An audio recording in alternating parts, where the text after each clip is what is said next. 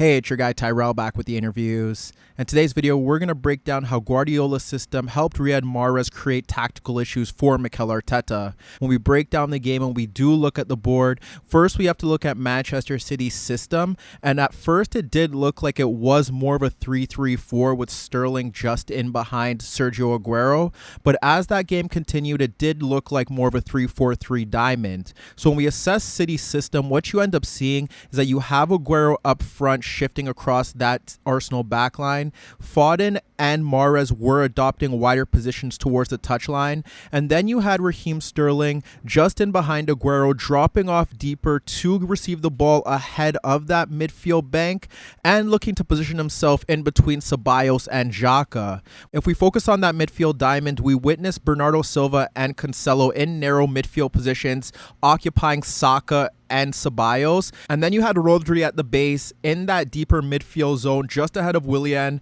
and his positioning was interesting because what you ended up seeing was that City did shift their system with and without the ball. So when they would look to push forward, we would see them in that 3-4-3 midfield diamond, but there were times where Rodri did drop off deeper into that center back position alongside Ruben Dias, and if Ruben Dias wasn't pushing forward to play positive passes, then we would see them in more of a back four, and that's when you would see them shift into more of a 4-2-4. So with Rodri and Ruben Dias occupying center back positions, that encouraged Ake and Walker to push forward, and that was so that it could peg back Aubameyang and Nicolas Pepe into deeper positions, because then you have Arsenal dropping off into more of a 5-4-1, because if Saka isn't dropping off deeper to occupy Riyad Mahrez, then he's free in that wider position with Saka dealing with Cancelo. And then over out on the left-hand side, you do have Foden occupying a wide position. One of the keys to that midfield diamond is that Cancelo and Bernardo Silva's positioning does occupy Ceballos and Saka, and that creates a midfield overload in those central areas as Sterling and Aguero were dropping deeper, and then you had Ruben Dias and sometimes Rodri pushing forward to play penetrative passes. Given the fact that City were playing in that 3-4-3 midfield diamond, it did present Arsenal with the ability to close down effectively. They could have their front three closing down City's back three, and then they could have their midfield trio pushing higher to close down Bernardo Silva and Cancelo, and then have Xhaka stepping into the path of Rodri. The only real issue that Arsenal would encounter in that setup was with Aguero and Sterling dropping deeper into that midfield zone. You would want Gabriel or David Luiz to follow them to ensure that they're unable to turn. However, the one downfall that Arsenal encountered was their pressing, and throughout that game, City were able to simply bypass them with passes from deeper positions. There was a time where Ruben Dias was able to split Pepe and Willian to find Bernardo Silva in his own half. When Bernardo Silva receives that ball, you have Xhaka in City's half, nowhere near Rodri, dropping into the back four, Saka on Cancelo, and Sterling dropping deep to occupy Ceballos. So as Bernardo receives that ball in a pocket of space, he's able to bypass Bellerin to play in Foden into the final third. We could look to Ruben Dias once again splitting Ceballos and Pepe with Sterling running across Pepe, and Ruben Dias' pass does find Bernardo Silva dropping into space between the lines, and Bernardo is able to guide a first-time ball to Aguero dropping off Gabriel, and he lays it off to Sterling running beyond Ceballos, who backheels it back to Aguero, but that play ends up unraveling. Minutes later, you have Ruben Dias poking a Leno punt away from Willian into Rodri, and that's when you see Rodri split Ceballos and Xhaka for Aguero ahead of the back four,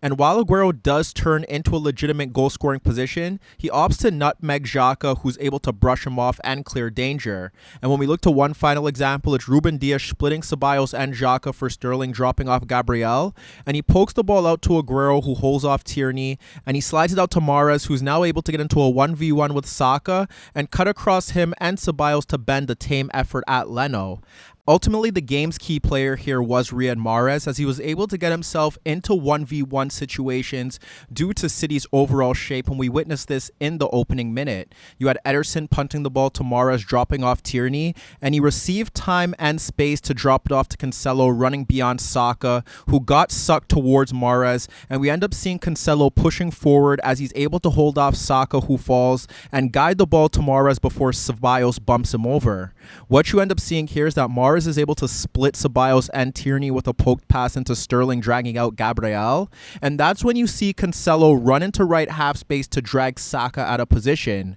Now you have Mahrez running off Ceballos to receive the layoff from Sterling, and he wraps a first-time effort around the stepping Gabriel inches wide of the net. Around the 6-minute mark, we witness Ederson fizzing the ball between Willian and Pepe for Bernardo Silva, who chests the ball out to Ake before Ceballos steps in. And Ake plays the ball into Sterling, dropping off Gabriel into his own half, and Sterling's able to push forward to split Xhaka and Saka while passing Tierney for Mahrez, who takes on Tierney in right half space, and with help from Saka and Gabriel, we end up seeing Mahrez faking to cut left and dropping his shoulder towards the byline, and he cuts the ball back across Gabriel for Aguero, who flicks his effort ahead of Luiz inches over the net. And even when we look to the build-up to Sterling's winner, you have Ruben Dias sliding the ball between Aubameyang and Cancelo, occupying Saka for Mahrez, and that's when you have Mahrez dropping off Tierney once again, who isn't tight, and this time he's able to take a few touches across Tierney and Saka and slide the ball across Ceballos for Aguero, breaking forward from the halfway line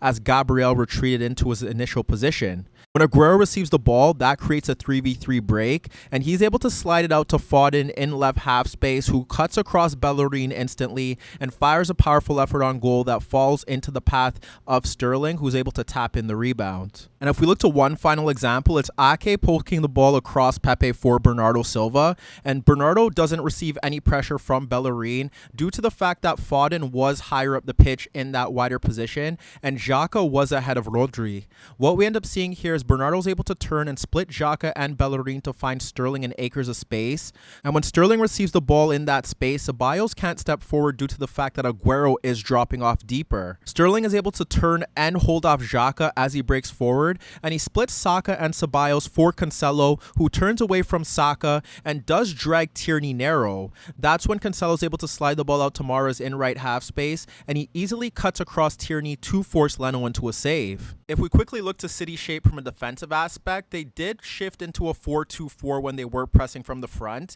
and we would see the wider players in Mahrez and Foden looking to step into the path of Gabriel and David Luiz, and then block off the passing lane into Tierney and Bellerin. What would happen was that if those two wide players were bypassed, then they would be expected to recover their positioning and close down the Arsenal fullbacks. But for instance, if Foden couldn't recover his positioning, what you would see was that Bernardo Silva would push out into the path of Bellerin, and you would see Rodri shift out into the path of Ceballos for cover, and vice versa. If Mahrez was bypassed, then you would have Cancelo pushing across, and then you would see Rodri shift across to close down Saka. The goal here was to ensure that Arsenal couldn't build out of the back, and then they would have Aguero and Sterling looking to occupy space just ahead of Xhaka to ensure that he can't get on the ball. This does allow City in a 2v1 to apply pressure towards Leno, but for the most part you would have Sterling sitting on Xhaka and then Aguero pushing forward to block off any passing lanes for Leno. City's pressing should have seen them double their lead in that opening half,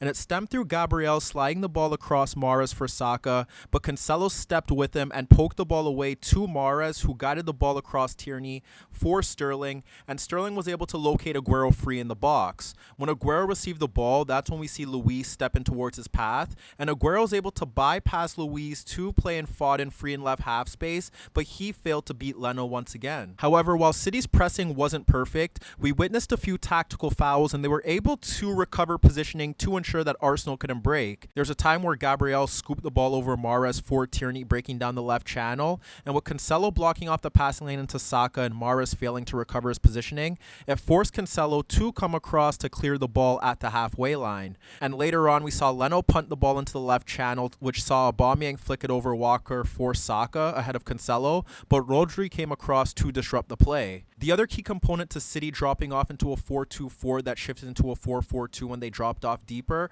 was the fact that they had Cancelo and Kyle Walker playing down that right-hand side to deal with the threat of Aubameyang. Arsenal's main threat throughout Arteta's reign was getting Aubameyang into 1v1 situations, but here there was always additional cover for Cancelo or Kyle Walker to deal with this threat. We saw Xhaka free in Arsenal's half, not closed tightly by Sterling or Mahrez, and he clips a long ball over Cancelo for Aubameyang, but once again it's Walker coming across swiftly to poke the ball away. And later on in that game, we ended up seeing Saka in a deep left-sided position clip a ball over Cancelo for Aubameyang breaking free beyond the Manchester City defense. But it was Walker once again covering for Cancelo, and he was able to let the ball get across him too shielded out of danger. The only real significant threat that Arsenal posed to that City backline was through Saka's movement, and it predominantly occurred when City dropped off into their 4-4-2 when they weren't looking to press higher up the pitch. When we look to an example, what we end up seeing is Ceballos playing a first-time ball between Mahrez and Cancelo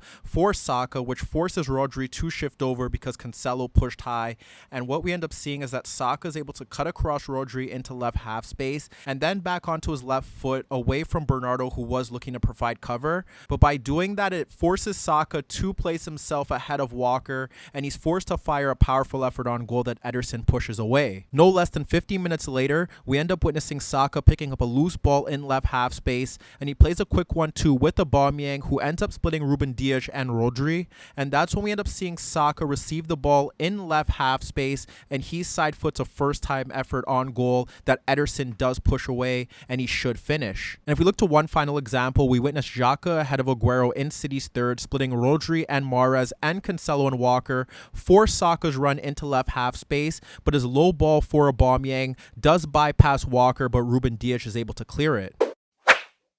Hi everybody, thanks for watching, and subscribe here for your latest tactical analysis and daily commentary on the Interview show. And if that wasn't enough, don't forget you could find more organic, unfiltered soccer/football analysis on the Interviews podcast, the best soccer/football podcast in the world, available on iTunes, Spotify, iHeartRadio, Spreaker, and any Android apps on your Android devices.